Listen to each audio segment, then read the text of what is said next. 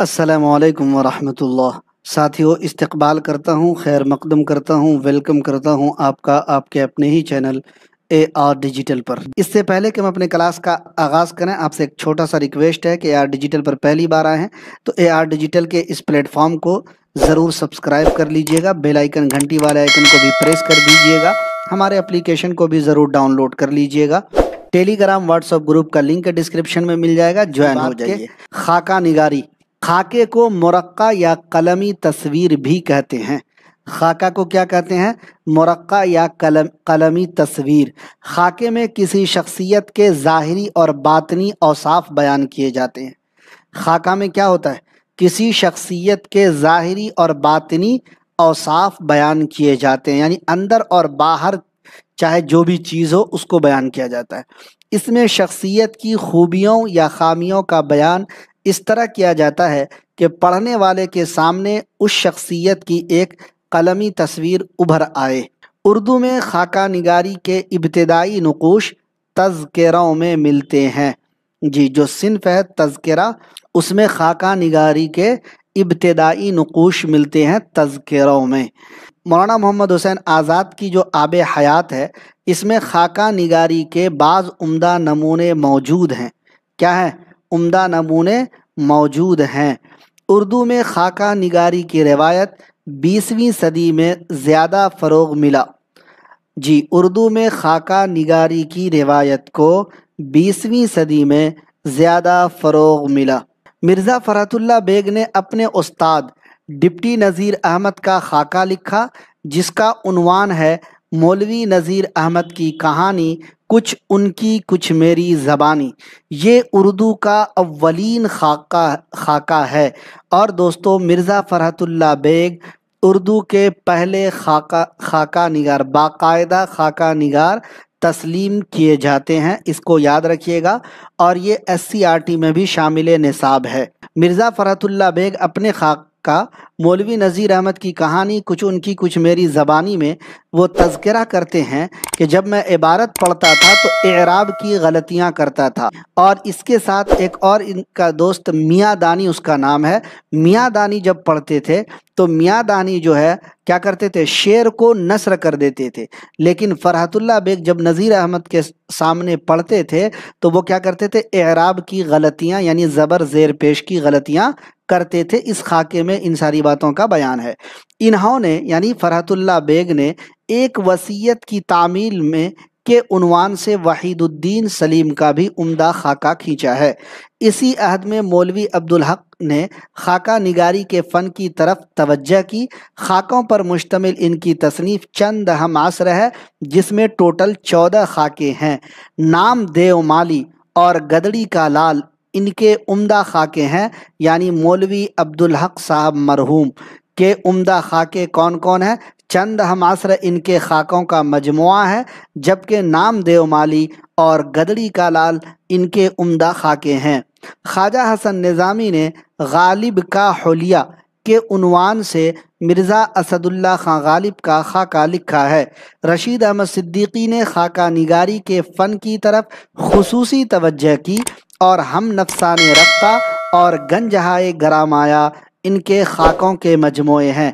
अगर मैं कहूँ कि गंजहाए गरामाया और हम नफसाने रफ्ता VVIP है और ये पूछा भी जाता है। अभी पिछली बार आशुफ्ता बयानी मेरी जो रशीद अहमद सिद्दीकी के कहीं पर कहा जाता है कि जो है तंजिया व मज़ाहिया मजमून है और कहीं पर कहा जाता है कि खुद नविश्त है, इसके बारे में अभी TRE 3 में पूछा गया था। तो ध्यान रखिएगा, हम नफसाने रफ्ता और गंजहाए गरामाया सिनफी एतबार से खाकों का मजमुआ। मुसन्निफ का नाम रशीद अहमद सिद्दीकी, नाम देवमाली और गदड़ी का लाल खाका, नाम मौलवी अब्दुल हक साहब। चंद हमासर खाकों का मजमुआ मौलवी अब्दुल हक साहब, टोटल खाके 14। ये सब अहम पॉइंट। गालिब का हुलिया के उन्वान से खाका किसने लिखा? ख्वाजा हसन निज़ामी ने लिखा। इन पॉइंट को आपको याद करना है जी, क्योंकि आपको अपने हिस्से का दिया खुद ही जलाना है। क्योंकि ख्वाहिश से नहीं गिरते फल झोली में, ख्वाहिश से नहीं गिरते फल झोली में, वक्त की शाख को ए मेरे दोस्त हिलाना होगा। कुछ नहीं होगा अंधेरों को बुरा कहने से, अपने हिस्से का दिया खुद ही जलाना होगा। اگر آپ کو اپنے حصے کا دیا جلانا ہے، اگر آپ کو اپنا ٹیچر بننے کا خواب، ٹیچر بننے کا سپنا پورا کرنا ہے، تو ان پوائنٹس کو رٹنا ہوگا، یاد کرنا ہوگا لائن با لائن۔ جی، رشید احمد صدیقی کے خاکوں کا نمایاں وصف ہے۔ میں یہ بات کم کلاس میں بولتا ہوں، پھر آج بول رہا ہوں، انشاءاللہ العزیز میرے پڑھائے ہوئے سے 85% سوال آپ کو دیکھنے کو ملیں گے، یہ میں آپ کو گارنٹی دیتا ہوں۔ اور انشاءاللہ آپ لوگ دیکھیے گا TRE 4 میں 85% ہمارے پڑھائے ہوئے میں سے ہی آپ کو آئے گا، کیونکہ جہاں سے سوال آتا ہے نا، میں اسی کھدان سے پڑھا رہا ہوں۔ جس کھدان سے سوال BPSC کھوج کر لا رہا ہے، میں اسی کھدان کو آپ کو پڑھا رہا ہوں۔ جی، اور اس کھدان کے جو قیمتی قیمتی باب ہیں، اس کھدان کے جو قیمتی قیمتی ٹاپک ہیں، ہر ٹاپک کو میں ایک ترتیب سے پڑھا رہا ہوں میرے دوست۔ اگر کوئی بھی ہمارے اس ترتیب وار کلاسز کو دیکھ لیتا ہے تو یقین مانیے آج جو ہمارے ساتھی بے روزگار گھوم رہے ہیں، یقین مانیے ان کا 90% چانس ہے کہ ان کا نکل جائے گا۔ شرط یہ ہے کہ محنت آپ کو بھی کرنا ہے۔ شرط کیا ہے؟ محنت آپ کو بھی کرنا ہے۔ آپ اگر محنت نہیں کریں گے، بعد میں کہیں گے سر آپ سے کلاس لیے تھے لیکن نہیں ہوا۔ میرے سے کلاس لینے کا یہ مطلب تھوڑی نہیں ہے کہ آپ ٹیچر بن جائیں گے۔ میرے سے کلاس لینے کے بعد جو مواد میں دے رہا ہوں، اس مواد کو پڑھنا ہے، بغیر پڑھے نہیں ہو سکتا ہے، کیونکہ محنت اگر آپ نہیں کریں گے تو یقین مانیے آپ کا نہیں نکلے گا۔ تو امید کہ آپ لوگ کریں گے ہماری باتوں کو، اور اسی لیے دیکھیے ہم آپ کو اپنے اپلیکیشن کے ذریعہ نوٹیفیکیشن دیتے ہیں کہ آپ اپنی مصروفیات کو نکال کر کے پلیز لائیو کلاس میں جوائن ہوئیے۔ مصروفیات ہر آدمی کی زندگی میں ہے، لیکن کچھ پانا ہے تو آپ کو کچھ کھونا پڑے گا۔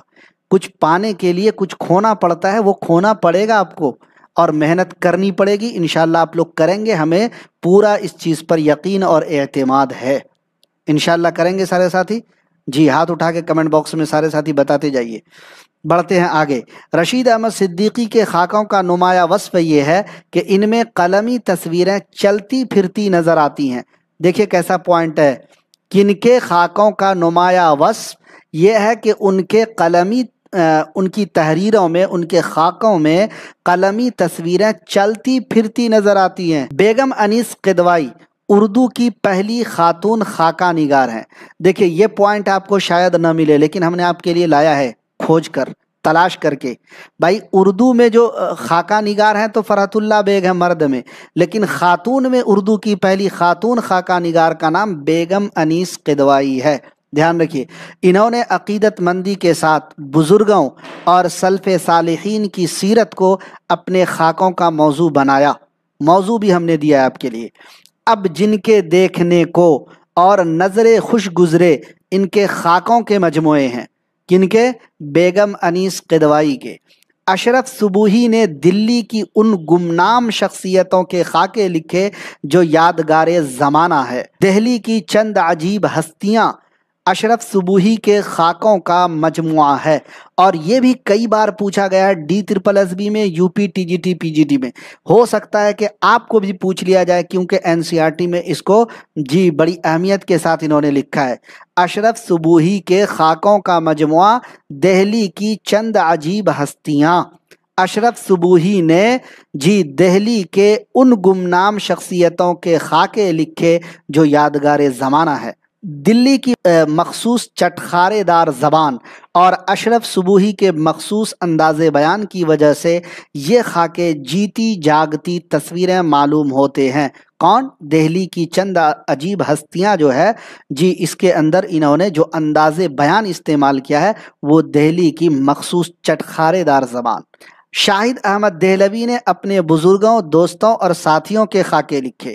ان کے خاکوں کے نام گنجینہ گوہر، بزم خوش نفساں اور طاق نسیاں ان کے خاکوں کے مجموعے ہیں۔ اور یہ بھی سوال آپ کو پوچھا جائے گا، دیکھ لیجئے VVIP ہے یہ۔ دہلی کی ٹکسالی زبان پر شاہد احمد دہلوی کو مہارت حاصل تھی۔ ان کی تحریروں میں دلی کے روزمرہ اور چٹخارے دار زبان کے عمدہ نمونے ملتے ہیں۔ ان کے تحریر کردہ خاکوں میں خواجہ حسن نظامی، میر ناصر علی اور بے خود دہلوی کے خاکے اہم ہیں۔ سعادت حسن منٹو کے خاکوں کے مجموعے گنجے فرشتے اور لاؤڈ اسپیکر شائع ہوئے ہیں۔ اب دیکھیے سارے لوگوں کے خاکوں کو ہم نے جمع کر دیا ہے۔ عصمت چغتائی نے دوزخی کے عنوان سے اپنے بڑے بھائی عظیم بیگ چغتائی کا خاکہ لکھا۔ یاد رفتگاں صباح الدین عبد الرحمن کے خاکوں کا مجموعہ ہے۔ سائے اور ہمسائے اور ذکر خیر یوسف ناظم کے خاکوں کے مجموعے ہیں۔ یوسف ناظم نے پھلوں اور ترکاریوں کے بھی خاکے کھینچے ہیں۔ یوسف ناظم نے پھلوں اور ترکاریوں کے بھی خاکے کھینچے ہیں۔ آدمی نامہ، آپ کی تعریف، چہرہ در چہرہ مجتبیٰ حسین کے خاکوں کے مجموعے ہیں۔ چہرے ندا فاضلی کے خاکوں کے مجموعے ہیں۔ تصویریں اجالوں کی نور الحسن نقوی کے خاکوں کے مجموعے ہیں۔ اکثر یاد آتے ہیں مظہر امام کے تحریر کردہ خاکوں کے مجموعے ہیں۔ انشاءاللہ جلد ملیں گے کسی اور کلاس کے ساتھ۔ اپنا خیال رکھیے گا، تیاری جاری رکھیے گا، انشاءاللہ کامیابی آپ سب کا قدم چومے گی۔ بہت بہت شکریہ آپ سب کا، مجھے دیجیے اجازت، السلام علیکم۔